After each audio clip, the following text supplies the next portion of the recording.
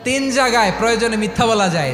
এক নাম্বার, আপনার ওয়াইফকে খুশি করার জন্য, সে একটু এরকম না বলে একটু কৌশল করে বললে খুশি হবে, ওটা বলা যায়। দুই নাম্বার, জীবন মরণের ব্যাপার, যান বাঁচানোর জন্য একটু কৌশল করে ঘুরিয়ে বললেন, এটা জায়েজ। তিন নাম্বার, দুইজন ঝগড়া লাগছে তাদেরকে মিলিয়ে দেওয়ার জন্য কৌশল করে একটু মিথ্যা বলা, ঘুরিয়ে বলা যায়। দুইজনের মধ্যে দেখলেন যে সম্পর্ক খারাপ, একজনরে বললেন, ভাই সে তো ওই দিন আপনার ব্যাপারে অনেক প্রশংসা। কি আমার ব্যাপারে প্রশংসা? কি বললো? এই বললো আপনি নাকি এই করছেন ওই করছেন, অনেক প্রশংসা। লোকটার মন খুশি হয়ে যাবে তার ব্যাপারে, ঠিক কিনা? আবার তার সাথে যার ঝগড়া, ওরে যে বলুন, ভাই ওই দিন তো সে আপনার অনেক অ্যাপ্রিসিয়েশন করলো, অনেক। সে তো অবাক, কি রে বলে কি? এই যে দুইজনের ব্যাপারে দুইজনের একটু ভালো ভালো কথা বলে দিচ্ছেন, একদিন দেখবেন রাস্তা দিয়ে হাঁটার সময় একে অপরকে সালাম দিয়ে ফেলছে, সালাম দিয়ে বুকে জড়ায় ধরছে, আছে না নাই? আবার মিলমিশ হয়ে গেছে। কিন্তু আমাদের স্বভাব হইলো, দুই প্রতিবেশী যদি একসাথে বসে একসাথে হাঁটে, দূর থেকে দেখলে আমাদের জ্বলে, আছে না নাই? ঘটনা কি? এই দুইটার মধ্যে এত মিল কে? এই দুইটার মধ্যে গিরিঙ্গি লাগানো যায় কিভাবে? আল্লাহর কাছে তওবা করেন, এই মানসিকতার যেন আমরা না হয়, আমরা মিলিয়ে দিব।